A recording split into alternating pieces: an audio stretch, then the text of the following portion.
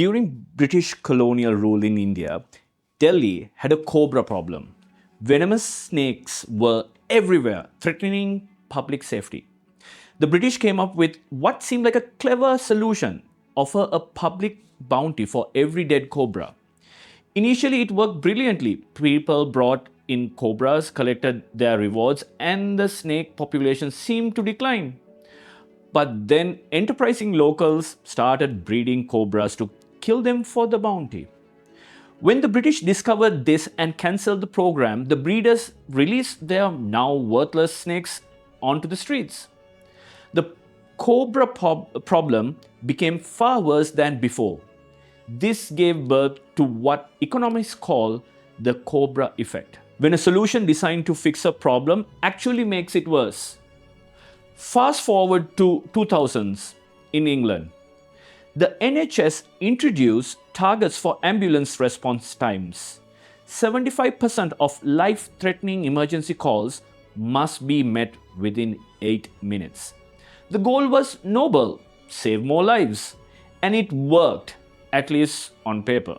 But researchers discovered troubling patterns. Some services manually changed response times in their data. Others reclassified emergency calls after the fact. Ambulances concentrated in densely populated areas where they could easily meet targets, while rural patients waited longer. The metric became the goal, not the outcome it was supposed to represent. This brings us to a bigger question. What are we measuring in System A and why? In a previous video, I talked about System A being pointed toward economic growth. What would System B look like?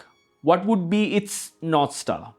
Our current system, let's call it System A, is built on one primary measure: GDP growth.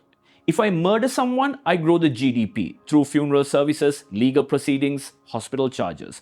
But if I hug someone, no GDP growth.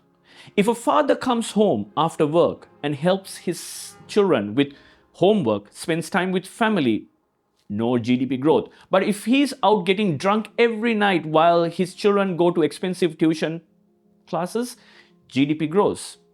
We've made economic growth our North Star. But is it the right one? Thomas Sowell said, "We don't have solutions, we have trade-offs." When we measure the wrong things, we optimize for the wrong outcomes. The cobra breeders weren't evil. The ambulance staff weren't malicious. They were responding rationally to the incentives we created. Kate Raworth's donut economics suggests we need to be growth agnostic, meeting everyone's needs within the planetary boundaries without obsessing over endless expansion. So if we transition to a new system, let's call it System B, we need a new North Star, not economic growth. I'm proposing the 4 immeasurables: loving kindness, metta; compassion, karuna; sympathetic joy, mudita; and equanimity, upekkha. I've explained these in detail in a previous video. Now you might ask, wouldn't this create its own Cobra effect? If we can't measure these qualities materially, how do we avoid gaming? That's actually the point. These qualities, by their nature, resist commodification. You can't fake genuine loving kindness for long. You can cultivate and nurture compassion, but you can't breed it like cobras. The frequency and intensity of practicing these immeasurables naturally reveal themselves through action, through how communities actually function, through whether people show up for each other. Maybe the question isn't how we measure better. Maybe it's whether we are measuring what actually matters for human flourishing.